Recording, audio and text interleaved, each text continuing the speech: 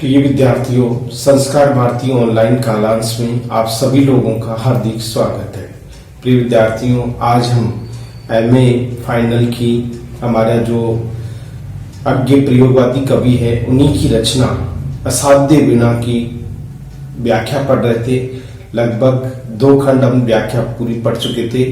अब तीसरी खंड में व्याख्या में देखिए किस तरह से असाध्य वीणा को साधने के लिए प्रियवंत अपने कंबल पर उस वीणा को रख करके मंत्रपूत वीणा के प्रति अपना समर्पित भाव प्रकट करता है। किस तरह से वह वीणा जो अपने आप में एक दिव्य वीणा थी, जो किरीट वृक्ष से तैयार की गई वीणा थी, लेकिन सबसे बड़ी बात यह थी कि एक ऐसी वीणा थी जिसे बड़े बड़े साधक साध न सके। यहाँ पर स्वयं प्रियवंत भी यही कहना चाहता है कि मैं कोई कलावंत नहीं हूं, मैं कलावंत नहीं हूं, इसलिए मुझे अभिमान नहीं है इस बात का। मैं तो एक तुम्हारे सामने तुच्छ हूं, सामान्य हूं। आप दिव्य हो, आप अनूठे हो। यानी वीणा के प्रति अपनी संभावना व्यक्त करते हुए प्रियवंत कहता है कि आप वास्तव में वीणा वज्र कीर्ति द्वारा रचित एक अनूठी वीणा थी जो असाध्य वीणा के रूप में काफी प्रसिद्ध हुई। इसका मूल यही कारण है कि ये असाध्य होने का कि जितने भी कलावंत आए उन्होंने झूठे अहंकार में इस वीणा को साधने का प्रयास किया, किंतु ये वीणा सच्चे तपस्वी और साधना के द्वारा तैयार की गई थी। इसे हर कोई साध नहीं सका। इसलिए प्रियवंत ने सबसे पहले वीणा के प्रति अपने समर्पण भाव, श्रद्धा भाव और वंदनीय भाव को प्रकट करते हैं, ताकि वीणा को किसी भी प्रकार से ये एक ऐसी वीणा है जिसे स्पर्श करने की आवश्यकता नहीं है। ये तो स्वतः ही बज उठेगी यदि आपकी आत्मीयता, आपका जो आध्यात्मिक दर्शन इसके प्रति आकर्षित है। तो निश्चित रूप से कवि ने अपना ध्यान इस वीणा में लगाया। ये भी भूल गया कि वो राजमहल के उस विशाल कक्ष में उपस्थित है, सैकड़ों लोगों की उस पर नजर है। वीणा को लोग बड़े ध्यान से देख रहे हैं कि बिना स्पर्श किए ये वीणा कैसे बज सकती है। किंतु जो साधक था, जिसे हम प्रियवंत कहते हैं, वह जानता था कि इस वीणा को कोई नहीं साध सकता, क्योंकि यह अभिमंत्रित है। केवल आत्मा का संबंध ही, या हम ये कह सकते हैं कि अंतर मन से हम इसके प्रति समर्पित हों, अंतर मन से इसकी जीवनी के बारे में हम जाने कि ये जो किरीट वृक्ष से तैयार ये वीणा है। यदि हम किरीट वृक्ष को देखें तो वीणा माँ, यानी कि एक तरह से वीणा माता है, तो किरीट वृक्ष यानी पिता है, उसी से ही उसका जन्म हुआ है। तो साधारण व्यक्ति या साधारण कलावंत भला उसे कैसे स्पर्श कर सकता है। यहाँ पर हमने यह अनुभव किया है कि ये किरीट वृक्ष सभी जीवों के लिए आश्रय स्थल था, सभी लोगों के लिए एक जिज्ञासा का कारण था। झारखंड क्षेत्र में स्थित इस किरीट तरु की जो प्रसिद्धि है वो सारे संसार भर में प्रसिद्ध है। ये इतना बड़ा वृक्ष है जो हजारों सालों से अपने ही अस्तित्व को लेकर के खड़ा हुआ है। ये सबसे प्राचीन है, सबसे दिव्य है और सबको आश्रय देने वाला ये वृक्ष है, जिसकी अनुभूति को हम भूल नहीं सकते। तो इस तरह से देखिए, जो हमारा कलावंत है, जिसे हम प्रियवंत कहते हैं, वो ध्यान मग्न में उस साधना में लीन हो जाता है और सोचता है कि किस तरह से अब वीणा को झंकृत किया जाए। इसी उद्देश्य से लेकर के वे वीणा के द्वारा या उस किरीट वृक्ष के उपकारों को याद करता है। तो देखिए, अब हम व्याख्या के अंतर्गत आते हैं कि अब अगला जो हमारा प्रसंग है उसमें क्या दिया गया है, क्या बताया गया है। देखिए जिस यहां से हमने पढ़ा कि किस तरह से साधनारत होकर के प्रियबंध बड़ी सभा में वह कहने का तात्पर्य है कि वो उस वीणा से तार जोड़ना चाहता था, अर्थात उससे पूरी तरह से जुड़ जाना चाहता है। यानी उसने अपने अस्तित्व खो करके अपने अस्तित्व को खो करके वह केवल वीणा की उस अस्तित्व के बारे में ही जानना चाहता है। इसका उल्लेख इस रूप में किया। देखिए, जिसमें साक्षी के आगे था जीवित वही किरीट तरु, जिसकी जड़ वासुकी के फण पर थी आधारित। आगे कवि कह रहा है प्रियबंध के शब्दों में, जिसमें साक्षी के आगे था जीवित वही किरीट तरु। देखियो, इस किरीट तरु को एक सामान्य वृक्ष समझने की भूल न करें। यह किरीट तरु बड़ा दिव्य अनुभूति लिए हुए हैं।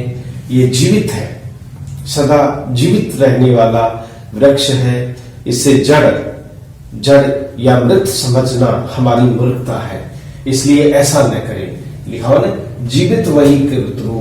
एक किरीट तरु ही है जो लंबे साल तक, सैकड़ों वर्ष तक जीवित रहता है, वन में अपने अस्तित्व को बनाए रहता है। ये सारे जितने भी वृक्ष हैं, जितने भी वनस्पति है, इन सभी वनस्पतियों का वो साक्षी है, प्रत्यक्षदर्शी है, साक्षी के आगे था। जिसकी जड़ वासुकी के फण पर थी आधारित। ये बड़ा विशाल वृक्ष था, ऐसा विशाल वृक्ष था, कहते हैं कि वासुकी के फण तक जो फण थी उनकी जड़ें उस पर स्थिर थी, उस पर आधारित थी, उस पर टिकी हुई थी। यानी वासुकी नाग की फण पर ही, यानी देवलोक में वासुकी नाग की फण पर तक इनकी जड़ें आधारित स्थित थी, यानी टिकी हुई थी। वासुकी नाग पर, नाग के फण पर वो जड़ें टिकी हुई थी।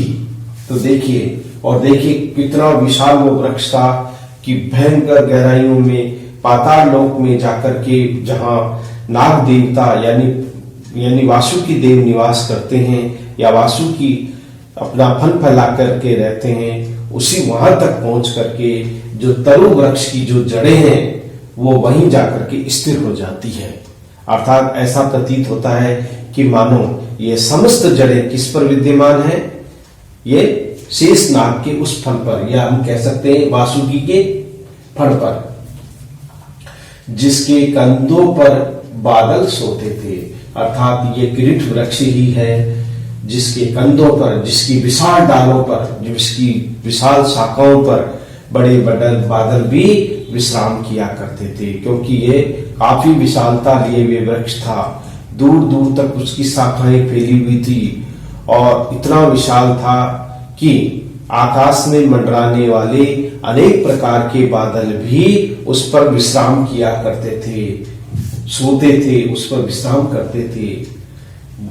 कितनी विशालता है उसकी, वो सबको आश्रय देने वाला किरीट वृक्ष है। देखिए, और काल में जिनके हिमगिरी कहते थे अपने रहस्य संबोधित कर उस तरु को करता था नीरव एलाप प्रियबंध और विशाल तरु।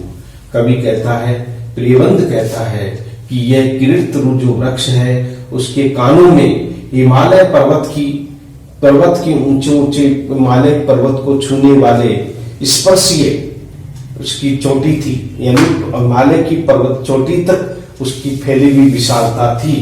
ऐसे कहते हैं, ऐसा लगता था कि मानो स्वयं हिमगिरी ही अपने संपूर्ण रहस्य को उसके कान में प्रकट कर रहा है। और कान में लिखा, और कान में जिसकी हिमगिरी कहते थे अपने रहस्य, हिमालय पर्वत जो विशालता लिए हुए हैं, और जो किरीट तरु है वो भी हिमालय पर्वत की तरह से बहुत लंबे चौड़े और विशालता लिए हुए था।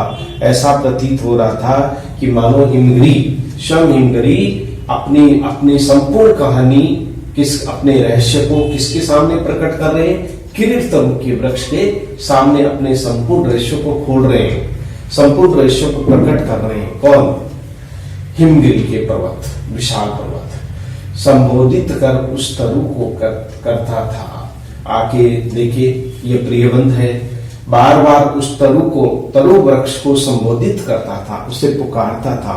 ये तरु वृक्ष एक सामान्य वृक्ष नहीं था, एक ऐसा वृक्ष नहीं था जिसे हम केवल वृक्ष की संज्ञा देते हैं। ये दिव्य अनुभूति को लिए हुए और उस क्षेत्र में अपनी प्रसिद्धि को फैलाए हुए एक ऐसा वृक्ष था जिसने सैकड़ों सालों तक वनों की इस खुशहाली को देखा था। वो ऐसा वृक्ष था। देखिए, तो इसलिए उसी वृक्ष को संबोधित करते हुए कहता है, तरु को करता था, संबोधित कर उस तरु को करता था।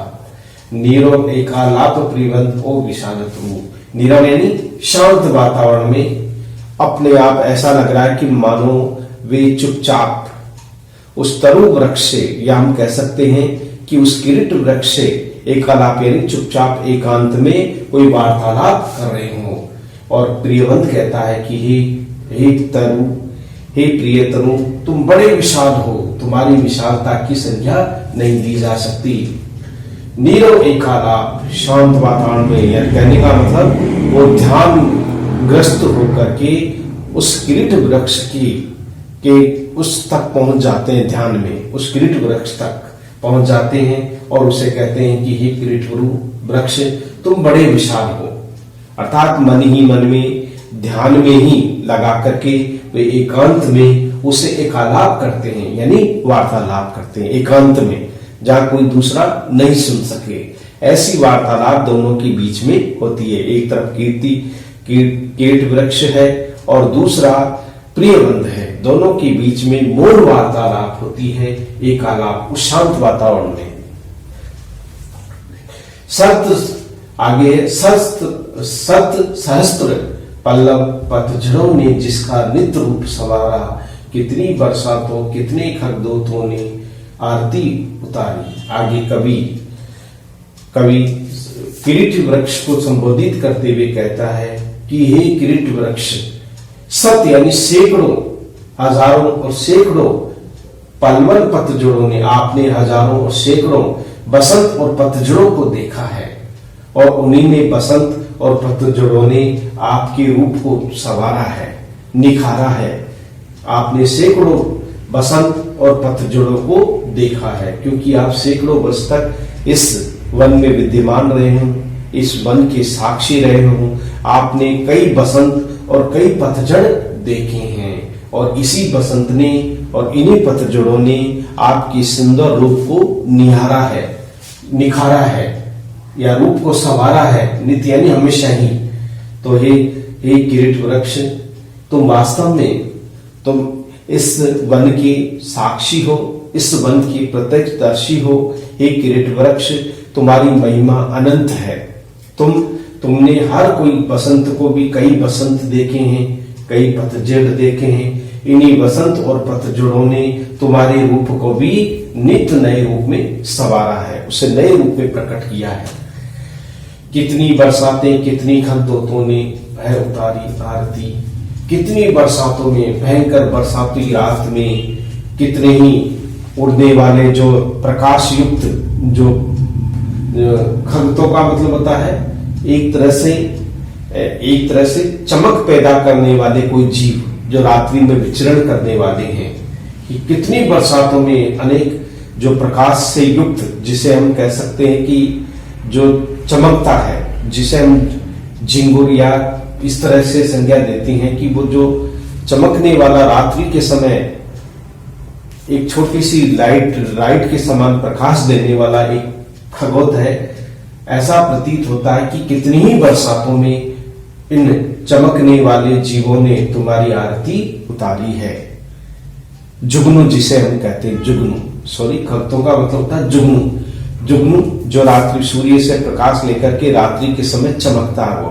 तो ऐसा प्रतीत होता है कि कितनी ही बरसातों में एक किरीट वृक्ष आपकी जुगनुओं ने आरती उतारी है। वो जुगनू तारों की भांति चमकते रहते हैं। उन चमकने वाले जुगनुओं ने तुम्हारी आरती उतारी है, आपकी आराधना की, आपकी स्तुति की है, आपका गुणगान किया है उन्होंने। और देखिए, दिन भोरे कर गए गुंजरित, रातों में झिल्ली ने अनथक मंगल गान सुनाए। आगे किरीट वृक्ष की महिमा का उल्लेख करते हुए यहाँ पर प्रियवंत कहता है कि दिन में जितने भी भौरे हैं वो गुंजाय अपनी मधुर ध्वनि में आपके आसपास में मंडराते हुए रहते हैं, दिन भर आपके ही आसपास में गुंजायमान रहते हैं। हे किरीट वृक्ष, जो दिन में भ्रमण करने वाले जितने भी गुंजायमान या अपनी मधुर ध्वनि से वातावरण को गुंजाने वाले जो भंवरे हैं, वे भंवरे भी हे किरीट वृक्ष आपके ही आसपास में दिन और रात मंडराते हुए नजर आते हैं। और रातों में जो झिल्लियां हैं वे आपका सदैव गुणगान गाती रहती है, आपकी महिमा का गुणगान गाती रहती है। अनेक प्रकार की जो झिल्लियां हैं वो अपने मधुर स्वर में, मधुर तान में और अनेक प्रकार की जो झिल्लियां हैं वे सभी बिना थके अंत तक, यानी बिना किसी रुके, बिना थके हे किरीट वृक्ष आपको मंगल गान सुनाते रहते हैं। कभी तो आपको देखिए ये जुगनू पक्षी है, जुगनू जो जीव है, कीड़ा, एक उड़ने वाला जीव है, छोटा सा होता है, ये रात्रि में विचरण करने वाला कीट की भांति होता है जो प्रकाश छोड़ता है। तो वो तो क्या करता है, इस किरीट वृक्ष की आरती उतारता है और भंवरे सदैव उसका गुणगान गाते रहते हैं, गुंजायमान रहते हैं। और रातों में झिल्लियां भी बिना थके लगातार नियमित रूप से वह सदैव इस किरीट वृक्ष के मंगल गान को सुनाती रहती है, किरीट वृक्ष के गुणगानों को गाती रहती है। अनेक प्रकार की झिल्लियां बिना किसी रुके, बिना थके दिन और रात इस किरीट वृक्ष को मंगल गान सुनाती रहती है। तो देखिए तुम्हारी महिमा अनंत है। हे किरीट वृक्ष, आप अपने आप में अनूठे हो। सांझ सवेरे अनगिनत अनचिन्हे खग कुल की मोद भरी कीड़ा काकली। एक किरीट वृक्ष आपकी महिमा ही नहीं बल्कि सांझ और सवेरे, संध्या और प्रातः काल में अनगिनत, जिनकी कोई संख्या नहीं है, अनचिन्हे जितने भी पक्षी है, पक्षी को लेनी पक्षियों का समूह है, पक्षियों का परिवार है, अपनी खुशी प्रकट करते हुए आपकी ही शाखाओं पर सफेद झूमते रहते हैं, खेलते रहते हैं, कूदते रहते हैं।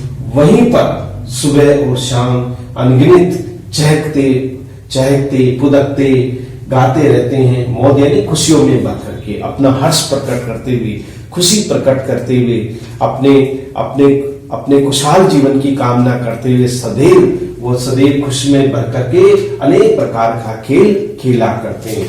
क्रीड़ा का मतलब होता है खेल खेला करते हैं उन शाखाओं पर, कभी इस शाखा से उस शाखा पर, कभी उस शाखा से इस शाखा पर, ये खुशियों से भर करके, आनंद से भर करके हे किरीट वृक्ष आपकी डालियों पर सवेरे सांझ अनगिनत, जिनकी कोई संख्या नहीं है, अनेक प्रकार के पक्षी, रंग बिरंगे पक्षी, तरह तरह की भाषा बोलने वाले, तरह तरह से चहकने वाले जो पक्षियों का परिवार है, पक्षी समूह है, वो खुशी भर करके आपकी ही शाखाओं पर अनेक प्रकार के खेल खेलते हुए नजर आते हैं। क्योंकि हे किरीट वृक्ष आपने सबको आश्रय दिया है, आपने सबको सहारा दिया है, सबका आश्रय स्थल बने हो आप।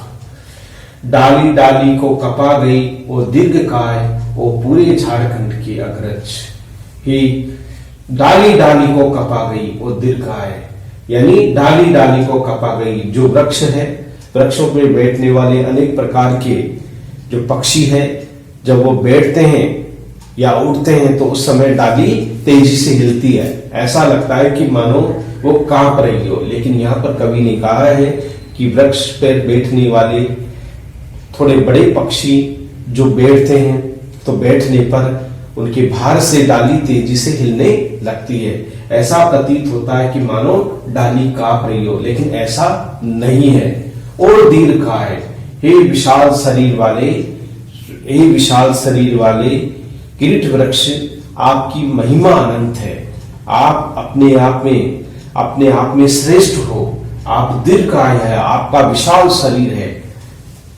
ओ पूरे झारखंड के अग्रज,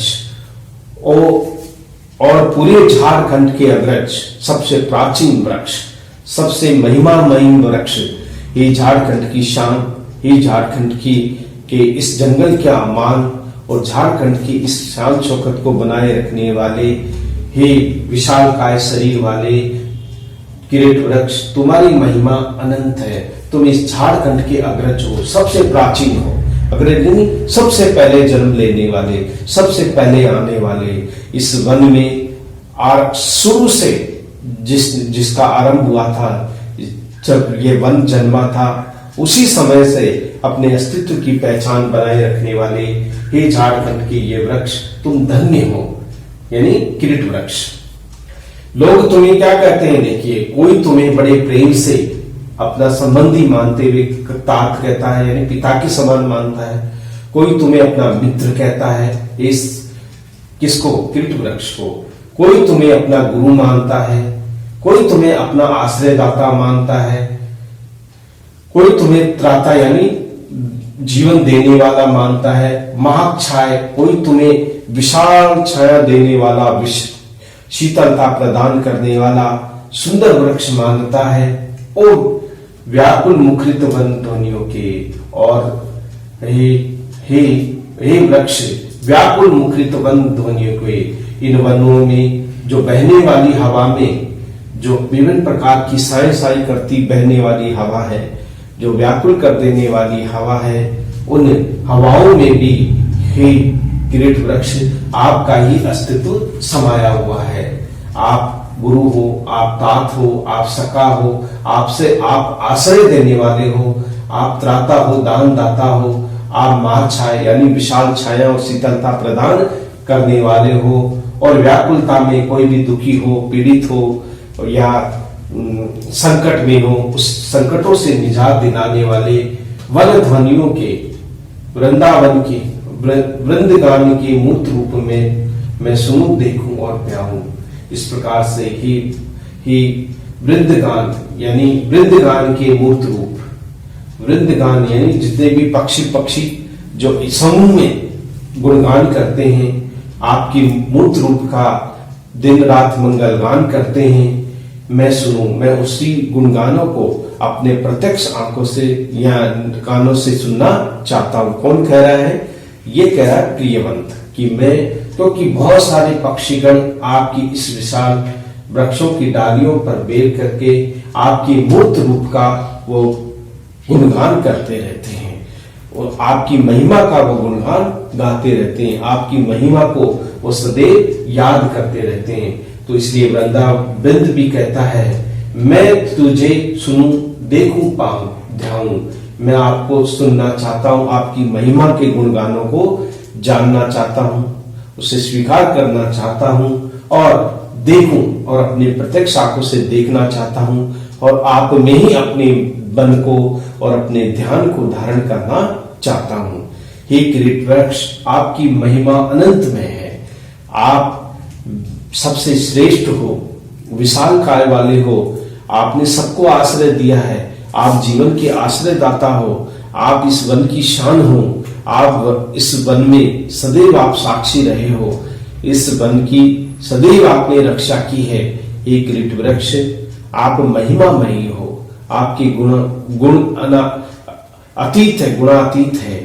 आपके तो सदैव जितने भी आपके वन में विचरण करने वाले जो जीव है, चाहे उड़ने वाले हो, चलने वाले हो, सभी प्रकार के जीव सदैव आपके गुणगानों को ही गाते रहते हो।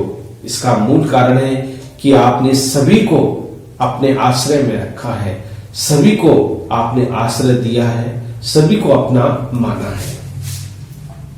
तो मैं भी तुम्हें देखना और ध्यान करना चाहता हूं। हे किरीट वृक्ष, मैं भी आपको ध्यान धारण करना चाहता हूं, मैं भी आपको स्वीकार करना चाहता हूं। अनिमेष, स्तब्ध, संयुक्त, निर्वाक।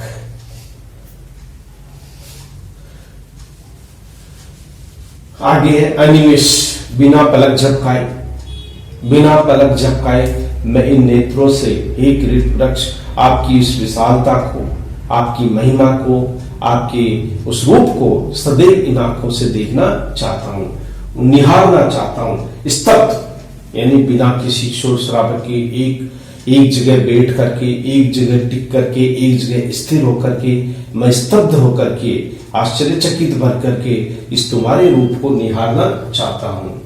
संयत धैर्य रख करके, अधीर नहीं होना चाहता मैं धैर्य रख करके पूर्ण सहयोग के साथ में, पूर्ण आस्था के साथ में, हे किरीट वृक्ष, मैं अपनी आस्था और अपने विश्वास को आपके प्रति प्रकट करना चाहता हूं।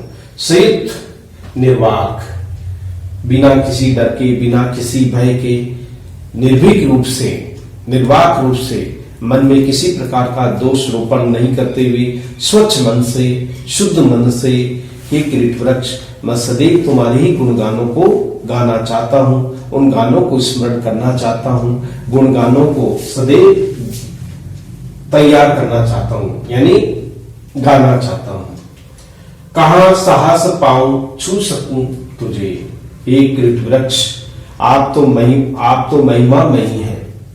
भला मैं कहां, मैं तो एक साधारण व्यक्ति हूं, मैं कलावंत भी नहीं हूं, मैं कोई कलाकार भी नहीं हूं, मैं झूठा अहंकार नहीं करता हूं। हे किरीट वृक्ष, मुझ में इतना साहस कहां कि मैं तुम्हें छू सकूं। मुझ में तुम्हारे छूने की स्थिति नहीं है, आपको छूने की कोई हिम्मत नहीं कर सकता, आपको कोई स्पर्श नहीं कर सकता, क्योंकि आप अस्पर्श्य हो। क्यों? क्योंकि आप वंदनीय हो, आप सरसनीय हो, आप सभी के लिए आश्रयदाता हो, आप सबको अपनी कृपा दृष्टि में रखने वाले हो। हे किरीट वृक्ष, मुझ में इतना साहस कहां कि मैं आपको छू सकूं, स्पर्श कर सकूं। तो क्योंकि मैं तो अदना सा एक कलावंत हूं, कलावंत भी नहीं हूं, मैं केवल आपकी साधना करने वाला एक साधारण व्यक्ति हूं, जो अपनी साधना के माध्यम से आपको प्रभावित करना चाहता हूं। तो इस प्रकार कवि यहां पर बताना चाहता है कि ये कहां साहस पाऊं छू सकूं तुझे, मुझ में कहां साहस है, मुझ में इतनी हिम्मत कहां है कि मैं तुम्हारा स्पर्श कर सकूं। आप महिमा में हो, आप केवल अनुभव की विषय वस्तु बनकर हो। नहीं वीणा, ये मेरी गोद में रखी है रहे, किंतु मैं तो तेरी गोद में बैठा बहुत बड़ा बालक हूं। आगे कवि कहता है नहीं, ध्यान धारण किए हुए हैं कवि। यहां पर प्रियवंत कहता है नहीं, ये वीणा मेरी गोद में रखी है, ये हम कह सकते हैं कि ये वीणा मेरी गोद में रखी है, किंतु ऐसा नहीं है, रहे किंतु मेरी गोद में बैठा। लेकिन हे किरीट वृक्ष, मुझ में इतनी हैसियत नहीं कि मैं आपको गोद में बैठा सकूं, बल्कि मैं तो आप स्वयं ही आपकी गोद में समाया हूं। जैसे कोई माता अपने बच्चे को गोद में लेकर बैठी रहती है, उसी तरह से ही प्रियवंत भी कहता है कि आप मेरे लिए, वीणा को माता कहकर संबोधित करता है कि आप मातृ तुल्य हो, क्योंकि आप किरीट वृक्ष से बने हो, किरीट वृक्ष से उत्पन्न हो, किरीट वृक्ष पिता है तो वीणा माता है। इसलिए मैं अपने आप को एक छोटा शिशु पाता हूं, एक छोटा बालक की तरह हूं, जिसे आपने गोद ले रखा है। मेरी इतनी हैसियत नहीं, मेरी इतनी शक्ति नहीं है कि मैं आपको गोद ले सकूं, उल्टा नहीं हो सकता। हे किरीट वृक्ष, ऐसा नहीं है, तेरी गोद में बैठा मोद भरा, मैं तो ऐसा बालक हूं, शिशु हूं, जो अपनी मां की गोद में बैठ करके खुशी प्रकट करता है, खिलखिलाता है और अपनी हंसी को प्रकट करता है, मां की गोद में जाकर के और अधिक खुश हो जाता है। तो मैं तो आपके लिए एक तुच्छ बालक के समान हूं। प्रियवंत यहां समर्पित हो रहा है किसके प्रति? उस वीणा के प्रति। देखिए, हाँ, ओ तरुतात संभाल मुझे, मेरी हर किलक पुलक में डूब जाए, मैं सुनूं गुनू। आगे कहता है प्रियवंत कि हे तरुतात, हे किरीट वृक्ष, आप मेरे पिता समान हो। हे किरीट वृक्ष, आप मेरे पिता समान हो, संभाल मुझे, आप मुझे संभालो, आप मुझे आश्रय दो, आप मेरा ध्यान रखो। जिस तरह से एक पिता अपने पुत्र का ध्यान रखता है, संभालता उसे, उसी तरह से मैं अपने आप को आपका पुत्र मानता हूं, स्वीकार करता हूं। आप मुझे संभालिए, आप मुझे विवेक दीजिए, आप मुझे संभालिए, मेरा ध्यान रखिए, मेरी हर किलक पुलक में डूब जाए। मैं तो चाहता हूं मेरी हर किलक पुलक में, मेरी हर खुशी में, मेरे हर पल में आपका ही रूप समा जाए, आपका ही रूप हो, आपका ही स्वरूप हो, मैं आपके रूप में पूरी तरह से डूब जाऊं, ऐसी मैं सदैव कामना करता हूं। मैं आपसे अलग नहीं हूं, मैं आपसे अलग नहीं होना चाहता। मैं तो चाहता हूं कि आप मेरी हर किलक पिलक में डूब जाए, मेरी खुशी में, मेरे अनुभव में, मेरी खुशी में पूरी तरह से आप डूब जाए, मेरी स्मृतियों में पूरी तरह से छा जाए। मैं सुनूं और गुनूं, मैं सदैव आपके गुणगानों को सुनना और गुनना चाहता हूं। आप मेरे लिए पिता तुल्य हो और आपके गुणगानों को सुनना, उनको गुनना, ये मेरा धर्म है, मेरा कर्तव्य है। इसी कर्तव्य के निर्वाह को मैं करना चाहता हूं। तो यहाँ पर जो किरीट वृक्ष है, वीणा है, वो माँ के समान है, और किरीट वृक्ष है वो पिता के समान है।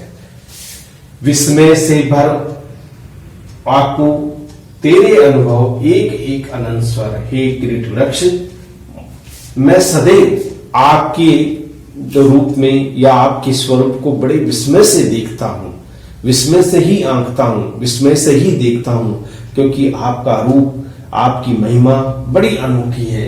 इसलिए मुझे बड़ा आश्चर्य होता है। तेरे अनुभव का एक एक अंत, एक किरीट वृक्ष, आपके अनुभव का एक एक पल, एक एक जो स्वर है मेरे अंतर मन में पूरी तरह से छा गया है। एक एक जो स्वर है, एक एक बात है, एक एक आपकी महिमा की जो गुणगान है, वो मेरे हृदय स्तर पर पूरी तरह से छा गया है। मैं अपने हृदय से आपको अनुभव करता हूं, स्वीकार करता हूं। तेरी दोलन की लोरी पर सुनूं झूमूं तने, तू गा तेरी लोरी पर मेरी सांसें। आगे कवि कहता है, तेरे दोलन की लोरी पर झूमूं तन्मय। आगे कवि कहता है, यहां पर वो आपके रियवंत कहता है, क्या कहता है कि तेरे दोलन, दोलन का मतलब होता है हिलाना, अर्थात जिस तरह से माँ बच्चे को गोद में लेकर के हिलाती है, झुलाती है, उसी तरह से ही किरीट वृक्ष की हे वीणा माँ, हे माता वीणा, जैसे बच्चे को माता गोद में लेकर उसे झुलाती है, उसे हिलाती है और फिर लोरी गाती है, लोरी गा करके उसे सुलाने का प्रयास करती है, उसको उसमें तन्मय भाव जगाना चाहती है, उसमें एकीकार भाव जगाना चाहती है।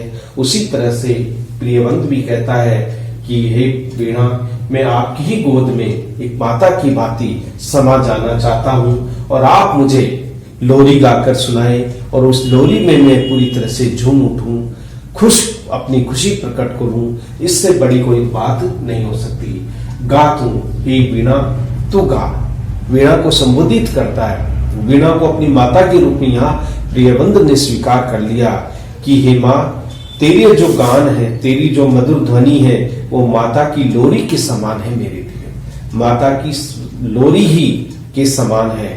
जिस तरह से माता अपनी बच्चे को बहलाने के लिए, उसे झुलाने के लिए लोरी गा करके उसका मन बहलाती है, हे वीणा तू भी गा, मैं तुम्हारा पुत्र हूं, तुम्हारा शिशु हूं, तुम इस बात को स्वीकार करो ताकि मैं आपकी इस लोरी में झूम उठूं, खुशी प्रकट कर सकूं। तेरी लय पर मेरी सांसें, जब तुम गाओगी तभी मेरी सांसें चलेगी, तब तक मेरी सांसें चलेगी। ही वीणा, ही माता, तुम गाओ, तुम्हारे गाने से ही, तुम्हारे लय से ही मेरी सांसों से तार मिला हुआ है। आप मेरे हृदय की धड़कन से जुड़ गई हो। ही वीणा, आप मेरे लिए माता तुल्य हो। इसलिए भरे पूरे रीते विश्रांति पाए जितने भी लोग हैं, हे किरीट वृक्ष, आप में ही भरे पूरे हुए हैं, आप में ही खाली हुए हैं, आपको ही पाकर के वो सुख की प्राप्ति कर सके हैं, सुख का अनुभव कर सके हैं। जितने भी जीवन के सुख दुख, जितने भी अनुभव है, समस्त प्रकार के अनुभवों को आपसे ही प्राप्त किया है। हे किरीट वृक्ष, आपकी महिमा अनंत है। हाँ हाँ, मुझे स्मरण है, बदली गोद पतियों पर वर्षा बिंदु की पटपट, घनी रात में महुए का चुप चुप टपकना। आगे कवि कहता है कि हे किरीट वृक्ष, मुझे आज भी याद है। किरीट वृक्ष कहता है कि मुझे आज भी याद है, आज भी स्मरण है कि कैसे आसमान में विशाल बादल जब छा जाते हैं और आसमान में चमकने वाली बिजली एक मन में अनजाना सा भय पैदा कर देती है, और वर्षा ऋतु में पड़ने वाली जो पानी की बूंदें हैं वो पत्तों पर पड़ती हुई टप टप की आवाज करती है, ध्वनि करती है। बादलों के बीच में चमकने वाली गोद यानी चमकने वाली बिजली और गिरने वाली वर्षा एक मधुर ध्वनि उत्पन्न करती है। पत्तों पर जब वो टप टप की ध्वनि से गिरती है, घनी रात में महुए का चुप चुप टपकना, ऐसा लगता है कि भरी रात में कोई महुआ चुपचाप टपक रहा है, अपने रस को टपका रहा है, अपने रस को गिरा रहा है। महुआ होता है बिल्कुल जैसे शक्कर या हम कह सकते गुड़ बनाने की जैसे एक मीठा वृक्ष होता है जिसका जो रस होता है वो बड़ा मीठा होता है। उसी तरह से घनी रात में, भरी रात में, घनी रात में हे महुए की भांति चमकने वाली वर्षा, तुम्हारा टपकना वैसे ही प्रतीत होता है जैसे कि घनी रात में महुए का चुपचाप टपकना, ऐसी अनुभूति होती है। ये सब इसी किरीट वृक्ष के आसपास के लगे हुए वृक्ष हैं जिन्होंने किरीट वृक्ष ने आश्रय जिसे दिया है। इस प्रकार से ये घटना का इसमें वर्णन किया वर्षा ऋतु का, कैसे वर्षा ऋतु में आसमान में बिजली चमकती है, पत्तों पर वर्षा की बूंदें पड़ती हैं, ऐसा लगता है कि मानो रात भर महुआ का कोई वृक्ष चुपचाप टपक रहा हो। इस प्रकार की अनुभूति वहां होती है। तो इस प्रकार से ये कवि ग्रंथ यानी कि उस जो हमारा जो कलावंत है जिसे प्रियवंत कहा गया है, उस प्रियवंत की ही कल्पना का यहाँ चित्रण किया गया है। तो इस तरह से ये हमारी व्याख्या थी। अब हम विशेष लिख सकते हैं।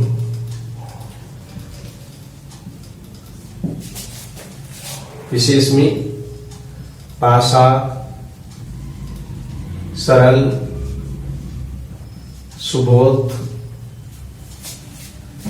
एवं काव्य अनुरूप है। काव्य अनुरूप है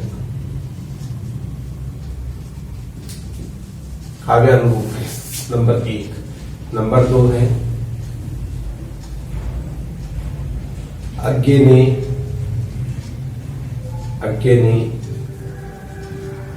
प्रियवंत के माध्यम से रहस्यवादी भावना को प्रकट किया है। रहस्यवादी भावना को प्रकट किया है। तीसरा है पद में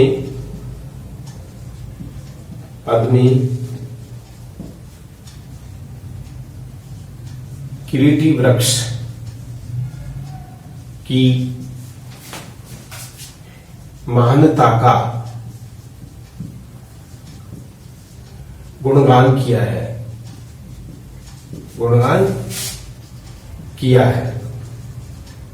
चौथा है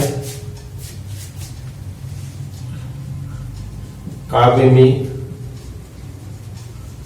प्रकृति का मनोरम चित्रण है।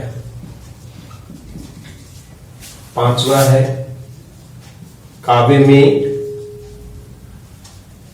अलंकार का प्रयोग हुआ है। मानवीकरण, उत्प्रेक्षा, रूपक, उपमा प्रमुख अलंकार है।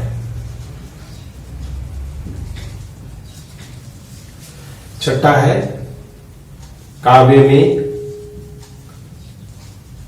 संस्कृत निष्ठ भाषा का प्रयोग।